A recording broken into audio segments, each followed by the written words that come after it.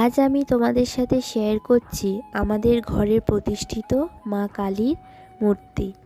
আমাদের বিশ্বাস, যেখানে মা নিজে প্রতিষ্ঠিত হন সেই ঘরটা শুধু একটা ঘর থাকে না, ওটা হয়ে ওঠে আশীর্বাদের স্থান, হয়ে ওঠে শক্তিপীঠ।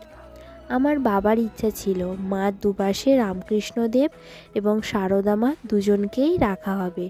তাই তোমরা দেখতেই পাচ্ছ, আজ প্রথমবার তোমাদের সামনে তুলে ধরলাম আমাদের বাড়ির মায়ের এই মিষ্টি রূপ।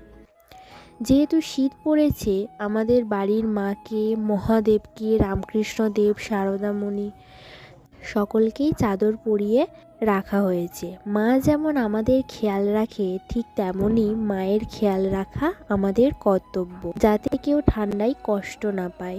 আশা করছি মাকে দর্শন করে তোমাদেরও খুব ভালো লেগেছে।